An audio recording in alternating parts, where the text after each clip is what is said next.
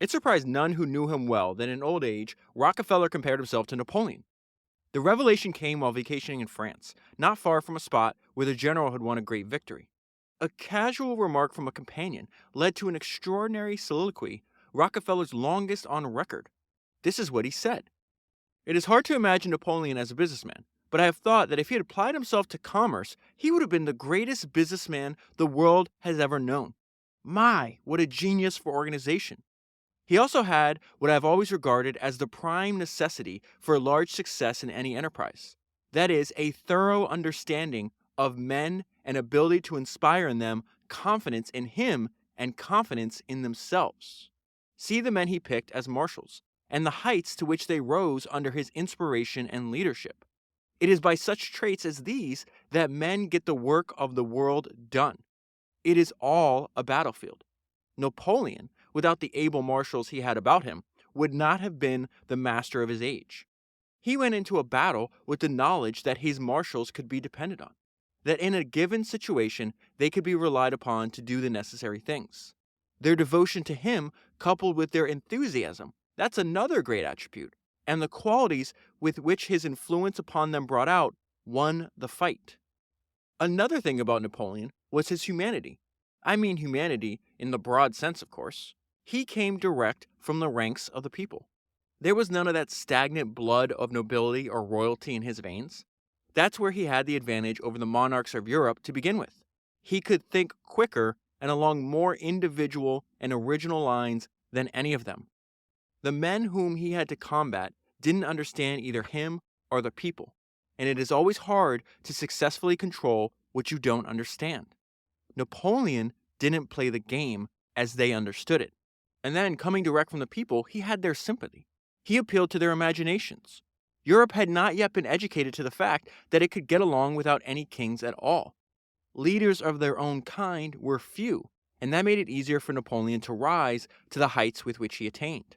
A Napoleon would be impossible in our day. There are too many able and ambitious rivals to hold in check one who aimed too high.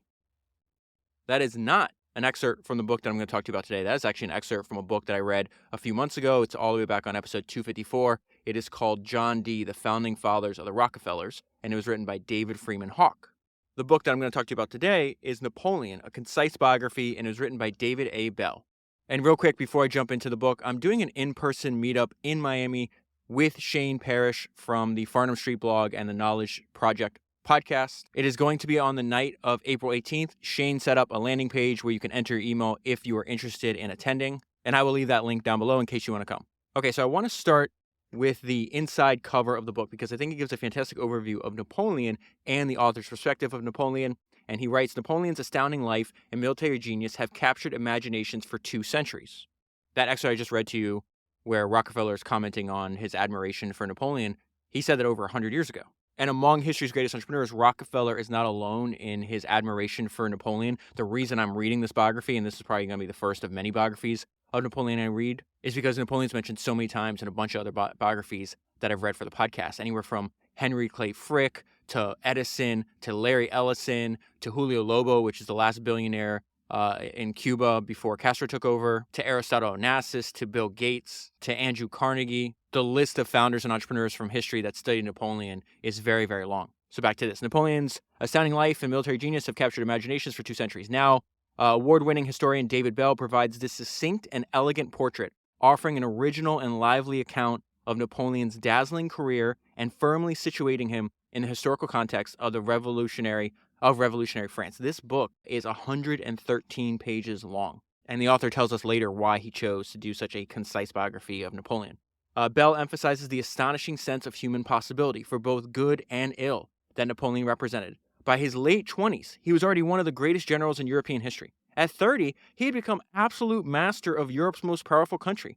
In his early 40s, he ruled a European empire mightier than any since Rome, fighting wars that changed the shape of the continent. But his fall was epic as well, leading him to spend his last years in miserable exile. Out of Bell's engaging analysis emerges the image of an ambitious and charismatic man, one who affirmed his right to rule in the name of the revolutionary principles of popular sovereignty and civic equality, but also as a conquering hero, Highlighting the importance of the 1789 French Revolution and Napoleon's political formation, this concise biography offers a new interpretation of his life and rule. The revolution made possible Napoleon's unprecedented concentration of political authority and his success in mobilizing human and material resources. That's actually an important part that we'll talk about in a little bit. You can actually think about that in the context of building a business today. What is damaging traditional hierarchies and opening new ways to climb fast? Back to this overview. It also gave birth to a radically new, intense form of warfare. Without the massive political upheaval of the revolution, Napoleon could not have fought his wars. Without the wars, he could not have seized and held onto power. Though he betrayed much of the revolutionary heritage of liberty and equality and ultimately ruled as an autocrat, his life and career were indeed revolutionary. So the book starts out saying, hey, there's a ton of biographies of Napoleon. Why do we need another one? Why did you choose to write another one? And his reason, David Bell's reason for writing, is why I'm doing the book. It says, it is hardly surprising that over the past 2 centuries, Napoleon has attracted legions of biographers. His life was enormously important, endlessly fascinating, and connected to some of the most controversial and constantly reinterpreted events in the world history. It was also an extraordinarily well-documented life. So why then this book? While the current crop of biographies has many virtues, concision is not among them. And then he goes and lists some examples of some popular recently written biographies of Napoleon. One's 1,600 pages, another one's 1,000 pages, one's 600 pages. And so then David says, not only do many readers not have the time and patience for such tomes, but it's all too easy to get lost in the welter of details. My book has been written for readers who want an accurate, readable portrait of Napoleon that incorporates the results of recent research, but is also concise. And so this is something that you and I have talked about in the past. I love biographies. I love reading them. I'm a biography nut, to use the word of Charlie Munger. But at the same time, I think you can drastically expand the amount of biographies that people read by making them shorter. There's a writer named Paul Johnson, who I just found out sadly passed away recently. I've read 3 or 4 books of his on the podcast. One of my favorite books I've ever read for the podcast was actually his biography of Churchill. Churchill also has a ton of biographies written about him, and yet Paul's biography of Churchill is fantastic. I think it's like 180, 190 pages. That was episode 225. I also read Paul's biography on Socrates, which is episode 252, and his biography on Mozart, which is episode 240. I think every single one of his biographies was around 200 pages. And so what I think these books do is they give you a reasonable time commitment. You can see, hey, if once you finish this book, you can read it in a weekend. Say, hey, I want to learn more about Napoleon, which is how I feel. It's like, okay, well then I can go on to these 500. I actually have a biography of Napoleon I haven't read yet. I think it's like close to 700 pages. And so I hope to see a bunch of other biographies like this written. Let's jump into a bit of Napoleon theater that's going to take place between his 2 different exiles. So before this, Napoleon had been removed from power, exiled on an island. Then he decides he's going to escape and he's going to take back his throne. And that's where we pick it up. On the other side of the fight is a slightly larger number of men, dirty, tired, and hungry, who have spent the past week marching more than 200 miles from the coast, and who have the seemingly absurd ambition of making it all the way to Paris and seizing control of the country. Their chances of success would appear minimal, but they have one enormous advantage. He is in their midst, wearing an old gray army jacket, speaking French with a thick Corsican accent. He is the man that all the men on the field, from both sides, had once sworn to die for. Napoleon Bonaparte. It had been the better part of a year since Napoleon fell from power, but the French are having a hard time forgetting him. He is, after all, the man who, born in obscurity, acquired the greatest military reputation of any European military commander in centuries, while still in his 20s. At 30, he ruled France, and at 40, he dominated Europe as no individual had since Charlemagne. The wars he fought had changed the map of Europe forever, but his fall had been as spectacular and swift as his rise, and his 45th birthday saw him in exile on a tiny Italian island. And so let me just interrupt this real quick. The reason I'm reading all this to you is because Napoleon controlled the message inside and outside his organization. It reminded me of what we learned about Julius Caesar. That was a book written by Paul Johnson too. That was this book called Heroes, from Alexander the Great and Julius Caesar to Churchill and de Gaulle. That was episode 226. And Napoleon, like Caesar before him, knew the power of stories, and he made sure to control the story. What the author is going to consider what Napoleon's about to do here. He calls it stage management. And it was very effective because this is a story that has been told over and over again for the past 200 years. And so it's known that he meets up with his former French army, and as the armies are facing each other, Napoleon goes to the front of the crowd and appears to be willingly to sacrifice his life. And so what we found out later is that he knew that the opposing army was never going to shoot at him. So let me read this part to you. As the armies face each other, Napoleon orders his men to lower their weapons. He steps forward out in front of his own troops and within 20 feet of the opposing army. Soldiers of the 5th, he cries out to them, "I am your emperor. Acknowledge me." He walks a few more steps and in a dramatic gesture opens his coat, exposing his chest as a target. "If there is any soldier among you who wants to kill his emperor, here I am." Somewhere in the opposing lines, a voice can be heard ordering men to open fire, but no one does. And then a different cry is heard, "Long live the emperor." A single voice at first, but immediately repeated by others. The entire battalion is shouting the words, and as they do, they throw down their weapons. Napoleon smiles at his small army, which has just doubled in size. He prepares to move onward. And so it says this stage management is important for understanding Napoleon's life. From his first campaigns, he knew the importance of actively crafting his image in all available media. So what is the available media in the late 1700s to early 1800s when this is all taking place? Print, painting, sculpture, oratory, and even architecture. It is no coincidence that so many images of the man have achieved iconic status. And even though I've never read a biography of Napoleon before, I've heard so many remarkable stories repeated about him over the years, 200 years after they occurred. Napoleon crafted all these images quite deliberately. He was a product of the first great modern age of celebrity, and he understood viscerally how to manage celebrity in the service of power. And this point is so important that the author immediately repeats it. It is vital to understand this point about Napoleon from the start, because it is all too easy to see him as a pure force and freak of nature who imposed himself on the world through sheer boldness and brilliance. Bold and brilliant he was, but he was also shrewd. And so at this point in history, you're seeing for the first time political figures actually learning to appeal directly to ordinary citizens to gain power. These are the revolutionaries trying to replace the monarchs. The way I would compare this to today is our ability to talk directly to our customers. And so Napoleon did this obviously externally, right, to the people that he's trying to rule, but he also did this internally to the political and military organization that he was trying to build, the one that actually gave him power. And so when I get to this point where it says, hey, political figures learn to appeal directly to ordinary citizens to gain power, there's another guy, I'm going to skip over his name, was not the only prominent revolutionary who used the printing press, right, the technology of their day, the printing press, to forge intense bonds of attachment with his followers. And so something that comes up again and again in these biographies I read is the importance of having a shared base of knowledge with your team. And in many cases, that's sharing information, that's reading the same books, that's the memos and letters that you write your team. But the thought that popped to my mind, right, when they use the word, hey, they're using the printing press to forge intense bonds of attachment with his followers. What I wrote down is companies should have private internal podcasts. I believe that podcasting is the printing press for the spoken word. When building intense bonds of attachment with your team, voice is going to be a lot more powerful than the written word. So then they go into what they call the defining experience of Napoleon's childhood, and that is when he is sent to an austere military boarding school at the age of 9. And this is in France. He says he spent 5 years at the school without once returning home. The hazing he received from his fellow students on account of his accent, his fierce loyalty to Corsica, and a first name unfamiliar to French ears. Scholars have speculated endlessly about the effects of the experience on his character, and it is indeed likely that he derived considerable resilience and self-sufficiency from it. There was another effect. Like countless lonely children before and after, Napoleon found comfort and companionship in books. And so this is a habit that Napoleon shared with many of history's greatest entrepreneurs, this habit of intense reading. By adolescence, the habit of intense reading had already become deeply ingrained. I lived like a bear, always alone in my small room with my books, he said. They were my only friends. He kept copious reading notes in a file of obscure words that might lend weight to his own writings. And in some of these writings, there's definitely a bit of irony, considering what he becomes later in life. One of his written works contain lines that, coming from one of the most ambitious men in history, appear more than a little ironic. He wrote, "Ambition, like all disordered passions, is a violent and unthinking delirium.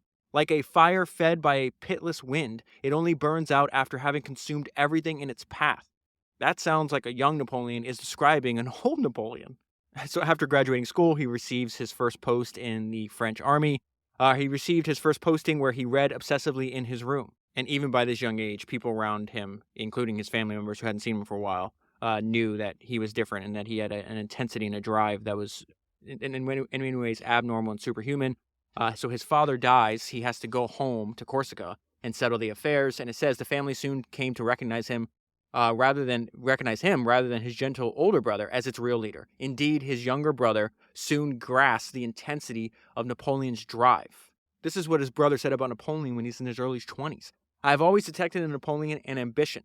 He seems inclined to be a tyrant, and I think that he would be one if he were king. What made it possible for Napoleon to follow the path of overweening ambition was the French Revolution. There's a great line in Game of Thrones where Littlefinger says, "Chaos is a ladder." The French Revolution causes chaos that Napoleon's going to use as a ladder to climb. So it says, in an instant, everything had changed. From the depths of this nation, an electric spark had exploded. The revolution was overturning age-old hierarchies and giving worldwide prominence to previously obscure figures. Sounds like what the internet is doing today, doesn't it?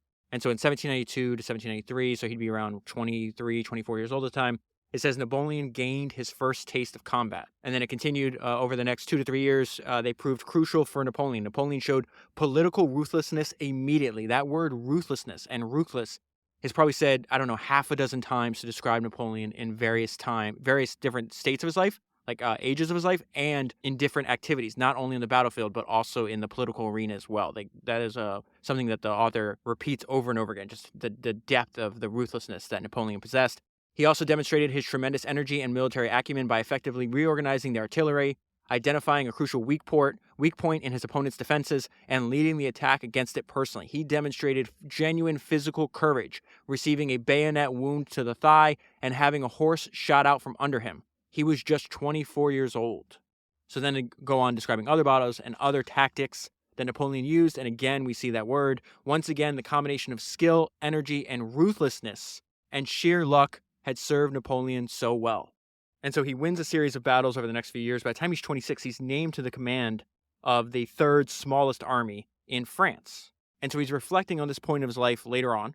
And listen to how he describes his mid-20s self.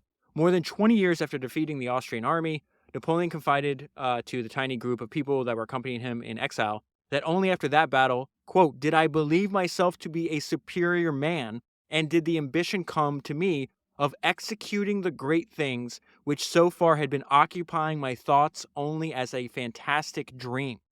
So this idea where it's like, before I saw this as just this crazy, far-fetched dream, to no, I'm going to go and make it a reality, leads to this. Very few human beings have ever experienced what Napoleon did between mid-1796 and late 1799. At the start of this period, just 26 years old, he was already an important French general, but still just one of several.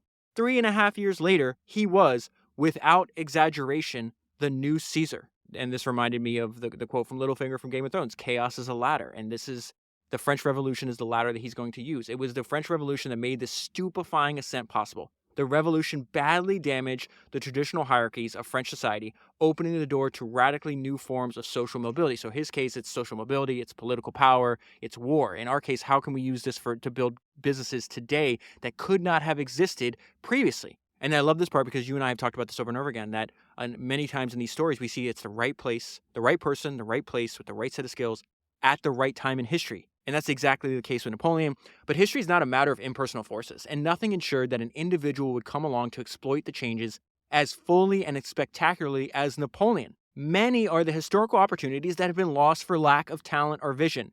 In Napoleon's case, the man met his hour. And then it goes into the description, the fact that his genius was of two sorts. He was a military and a political genius. He had genuinely extraordinary mental abilities, a nearly photographic memory, the ability to visualize the positions of thousands of men in battle, details about munitions and supplies. He could see in a moment how to maneuver everything for maximum effect. I double underline that sentence. Let me read it to you again. He could see in a moment how to maneuver everything for maximum effect. A classic Napoleonic tactic involved dividing his resources into a number of groups, 10 miles or more distant from each other, followed by rapid, forced marches to bring them together at a single strategic spot. These moves disrupted enemy operations. The goal was not simply to outmaneuver enemies, but to smash their armies entirely. Napoleon's genius in this respect depended in turn on a ferocious stamina which he possessed in abundance. This is how Ralph Waldo Emerson described Napoleon. Napoleon was a man of stone and iron. That is a crazy description about a human being. He was a man of stone and iron. And we'll see that he was also paying attention to details. You could even say maybe a bit of a micromanager. In these 2 years, 1796 and 1797 alone, Napoleon wrote or dictated nearly 2,000 letters on everything from the number of carts needed to carry a regiment's paperwork to the position of drummer boys in a marching column.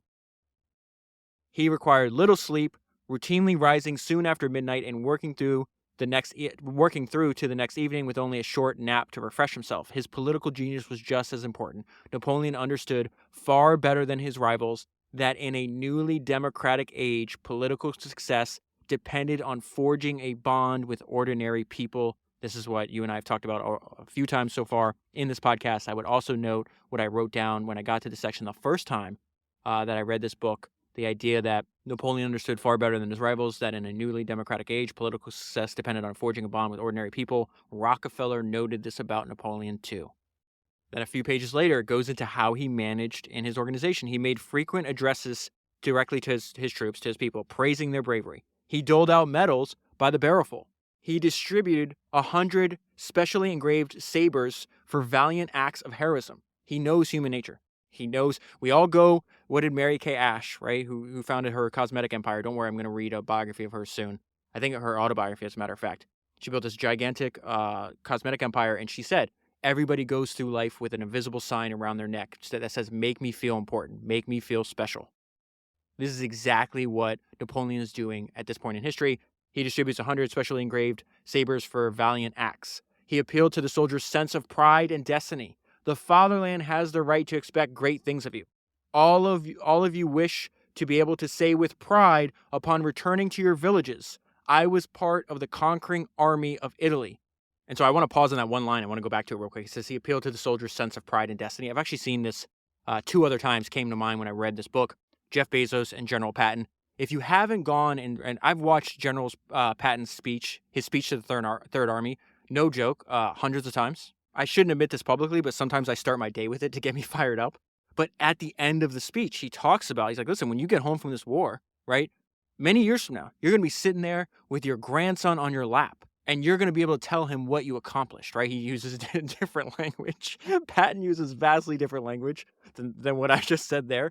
But that's the general, like what he's appealing to. It's like, you're making a sacrifice now as a young man. Just think of when you're you survive, and you're an older man, and your grandson's sitting on your lap, and you tell him that, you rode with General Patton in the Third Army, and this is what you accomplished.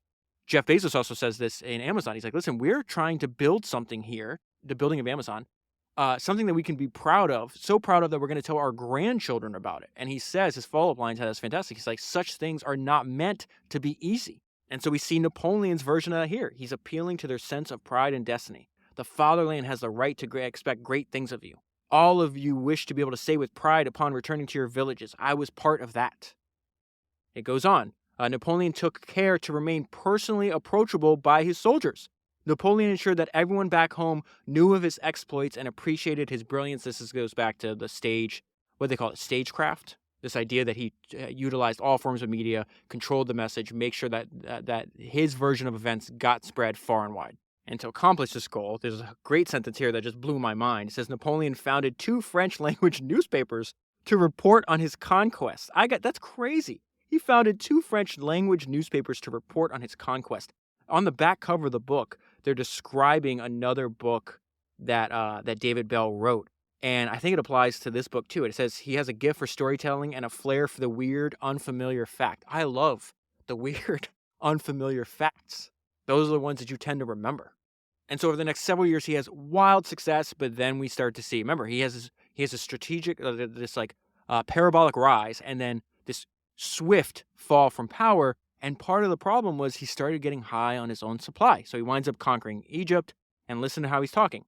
Napoleon was utterly entranced with Egypt. Here he was, not yet 30 years old, standing in triumph where Alexander and Caesar had stood before him. And this is what he said. In Egypt, I found myself freed from the obstacles of an irksome civilization. I was full of dreams. I saw myself founding a religion, marching into Asia, riding an elephant. Already in his mind, he's passed from soldier to general to emperor, and now he is a godlike figure in his own mind. And so he goes back to France. They overthrow the government. He's going to be in charge. He's actually on it says they would replace the regime with 3 temporary executive, what they called councils. Napoleon is one of the 3. And it says these 3 men then oversaw the drafting of yet another constitution for the battered republic. The coup was the fourth coup in a little more than 2 years, yet no single political figure in France possessed anything like Napoleon's personal appeal and charisma. Napoleon was something new, and the keenest observers understood it. And so they go more into detail about this part a few years after, and this is what I meant. One of his fatal flaws is getting high on his own supply. I'm going to pull out one sentence here that really jumped out at me. I'll get there in 1 second. By the fall of 1799, the French had lived through a solid decade of revolutionary turmoil, large-scale violence with a total death toll of more than 300,000, a change of regime nearly every year, repeated bouts of hyperinflation and near economic collapse, threats of foreign invasion. Napoleon, with his instinct and genius for propaganda, exploited his achievements for everything that they were worth. Talked about spreading the message through poets, songwriters, painters, sculptors. The propaganda worked, and the problem was the propaganda starts working on his own mind. And so he starts out as a revolutionary and then turns into a monarch. He insisted on yet another new constitution, the fifth in 11 years, which transformed him into consul for life and gave him the ability to choose his successor. It was a clear move towards monarchy. And many times the author makes the point that Napoleon starts to, it's almost like Animal Farm by George Orwell, where what you're seeking to replace, you wind up morphing into over time. So it says, the regime he created between 1799 and 1804 was authoritarian, illiberal, and undemocratic. And another mention that he's getting high on his own supply. He had a self-confidence that had long ago passed the boundaries of hubris. And this is where he takes it one step further. He's like, well, I'm not going to be a king. I'm going to be an emperor. Napoleon took a step that forever changed his relationship to his country and to his image in history. He literally put a crown on his head. He became not a king, but an emperor. It is worth remembering that even more than a decade after the French Revolution, Europe remained dominated by conservative monarchies. To have them treat him as an honorable equal, Napoleon genuinely believed that he had to become a monarch himself. And we already discussed the fact that Napoleon knew that symbolism was a very powerful thing. We also discussed the fact that he was an intense reader of history, constantly comparing himself to people like Caesar, Charlemagne, Alexander the Great. And we see that again when this coronation ceremony that he's placing for himself, he actually goes and gets a pope to play a role in the coronation. It says Pope Pius VII took part so as to highlight the comparison Napoleon wanted to draw between himself and another emperor of the West, Charlemagne, who was crowned by a pope 1,000 years before Napoleon. And so now that he's the emperor, listen to how he's talking. An empire was infinitely more expandable in ways that a nation-state was not, signaling that Napoleon's ambitions as a conqueror had, with the resumption of war, increased by yet another degree of magnitude. As he would later confide, I wanted to rule the world. Who wouldn't have in my place? Amid the glitter of the coronation ceremony, this is very fascinating actually, amid the glitter of the coronation ceremony, one glimpse of the older, less pompous Napoleon could still be found. He turned to his brother Joseph and whispered, grinning, he was smiling when he says this, if Papa could see us now. But in coming years, this older Napoleon would be seen less and less. And so there's just two paragraphs here, and really what jumps out at me, there's two quotes I thought of. One of my favorite books, I can't believe I randomly, if I remember correctly, stumbled upon it in a bookstore. It is actually it's episode 251. It's called Ben Franklin and George Washington, the Founding Partnership, or Franklin and Washington, the Founding Partnership. And what was so interesting about it was a focus on the constant intersection of the lives between Ben Franklin and George Washington. And so there's a story in that book of this battle that George Washington was involved in his early career that is going to make me think about Napoleon picking a fight that he can't possibly win here. I'll get there in a minute. So it says the fatal disadvantage France had at sea in comparison with Great Britain. Napoleon could build ships, he could put men in sailors' uniforms, but developing a powerful navy required another ingredient: expertise. And here France fell terribly short. Even the lowest ranking sailor in the age of sail required far more skill and experience than an ordinary land soldier in order to serve effectively. Officers, so naval officers, required years of specialized training. British naval officers generally started when they were young boys. If you're an elephant, you can't jump in the ocean and think that you're going to beat them. France, with a far less developed maritime tradition, simply could not match the British in this crucial arena. And so this idea where you should only be competing or building a business around where you have an edge. So there's actually the note left on that page, and then I'll get to the Washington and Franklin thing. It was something I learned from Ed Thorpe. This is all the way back on episode 222 in his fantastic autobiography, A Man for All Markets. And he talks about what he learned as 50 years as an entrepreneur and investor. And he says the surest ways to get rich is to play those games or make those investments where you have an edge. Napoleon and the French do not have an edge at sea against Britain. And what it made me think of was there's the American War with the Native Americans. So you have like the British colonists at the time. This is before America was America. And they're fighting the Native Americans that are there. And I think at this time it's happening, Washington is like 21 or 22 years old. And so he winds up surviving one of these battles, comes back and is telling the people, the British are sending their soldiers over to fight the Native Americans.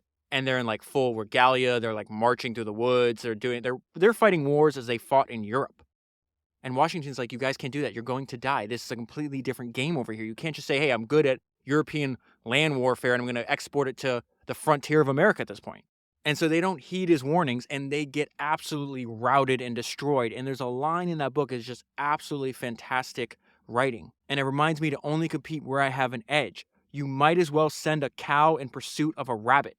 The Indians were accustomed to these woods.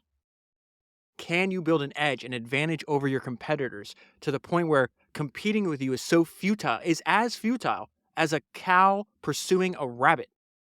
Another tactic that Napoleon used a few times was that he would fake weakness to lure his competitor into a trap.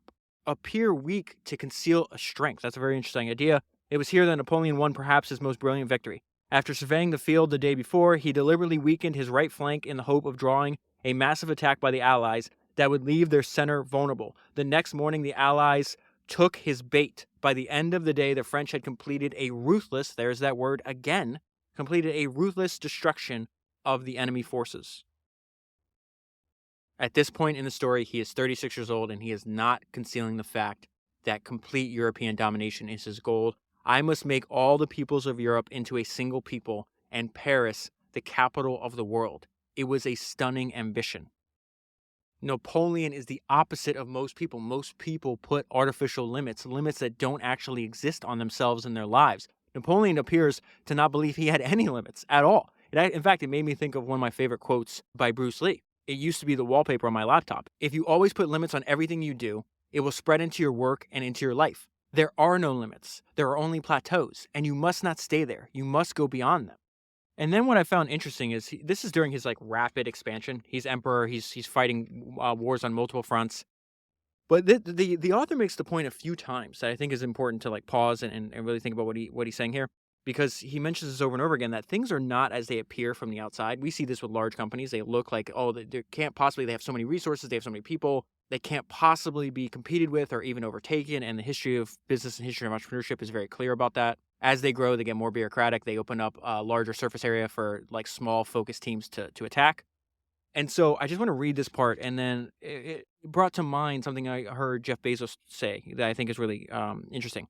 Impressive as it was from the outside, the empire was increasingly coming to resemble a skyscraper, built in haste without a proper foundation. It did not help that Napoleon, after his victories of 1805 and 1806, felt himself virtually invincible.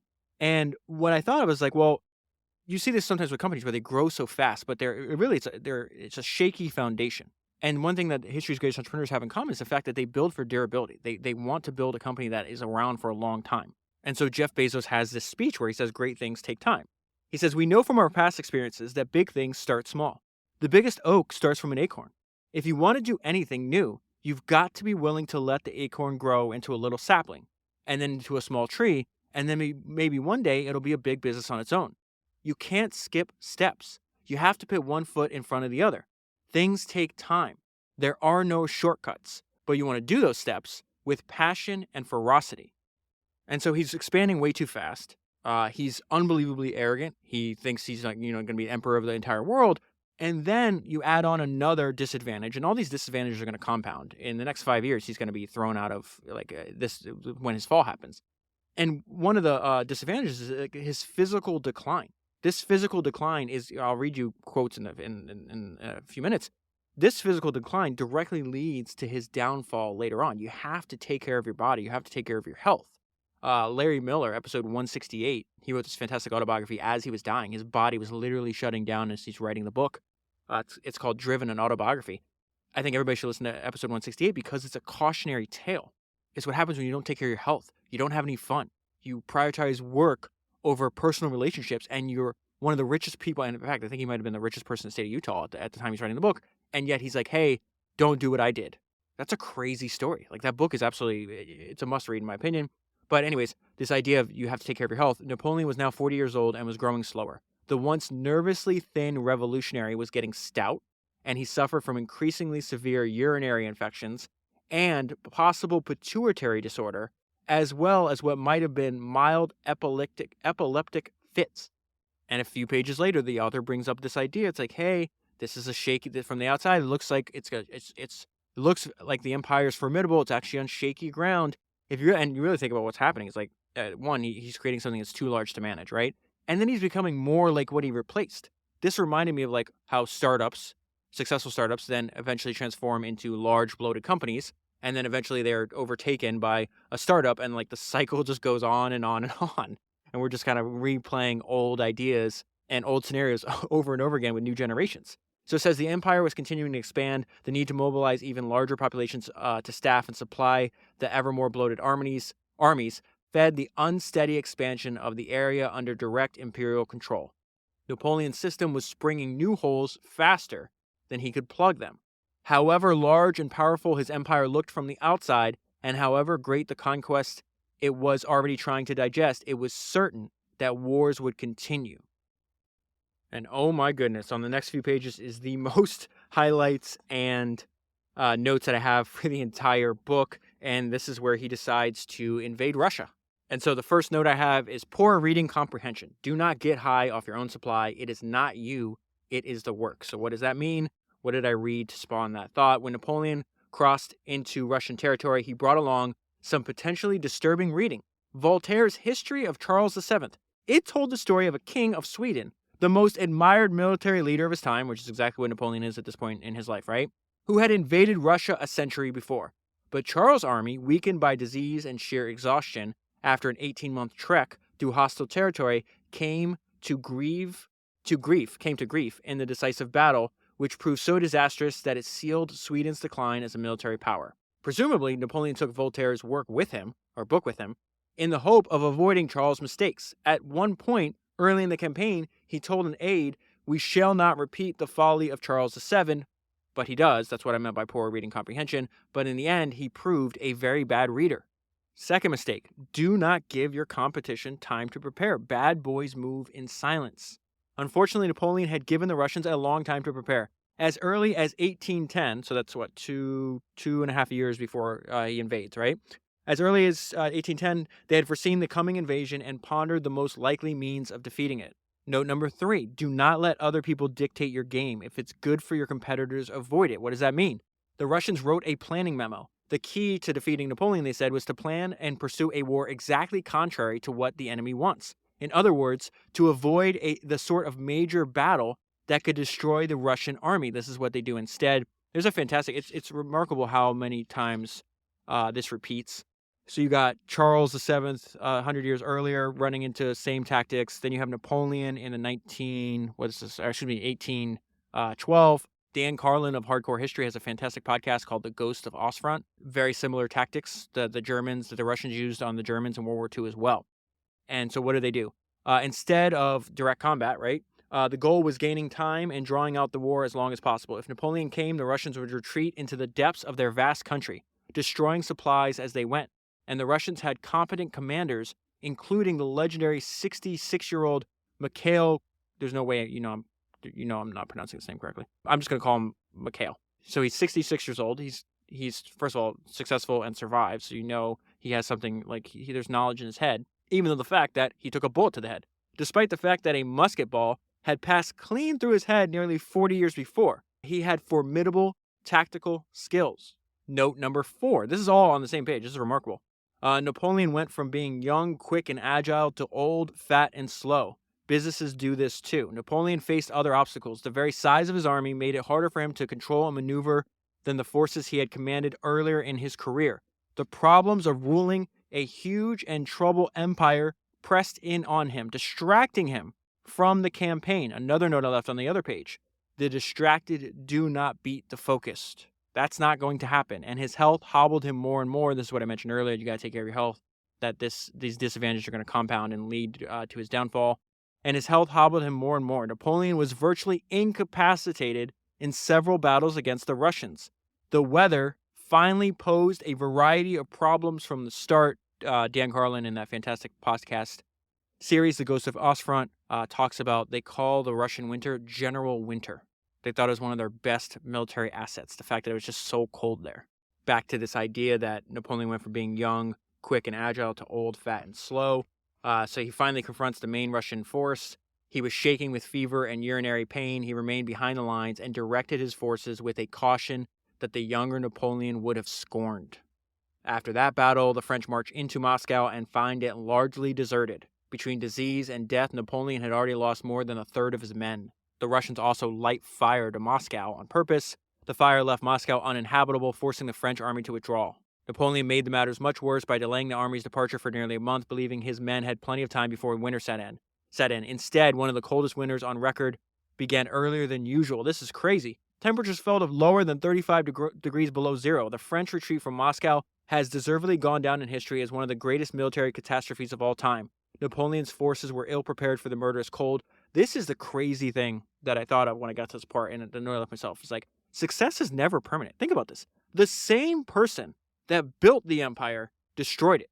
And so let's go into a description of the murderous cold. Frostbite seized appendages.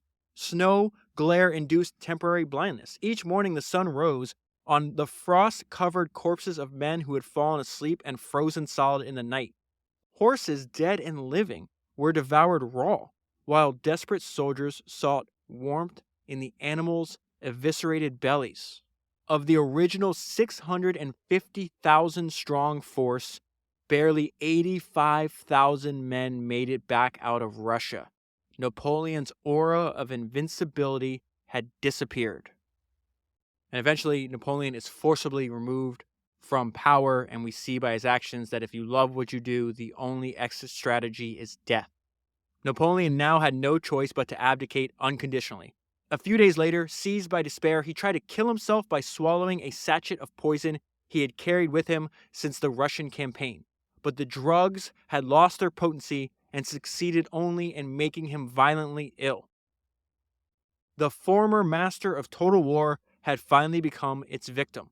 Yet he still had one act to perform, his most remarkable of all, the 100 Days. Less than a year after leaving France, Napoleon would return in secret, rally his supporters, and seize power for a second time. He would restore the empire, resuscitate his grand army, and march across the frontier to confront his enemies. Only after his defeat at Waterloo would his fall from power become permanent. And that is where I'll leave it for the full story. I highly recommend picking up this wonderfully concise biography. You can read it in a weekend. If you buy the book using the link that's in the show notes of your podcast player, you'll be supporting this podcast at the same time.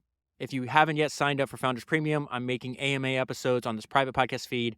I'm recording the fourth one that should be out a few days after you hear this. And you can access those episodes by using the link that's in the show notes of your podcast player and available at founderspodcast.com. If you want to join my free email newsletter where I email my top 10 highlights of every book that I read, that link is also down below and available at founderspodcast.com. That is 294 books down, 1,000 to go, and I'll talk to you again soon.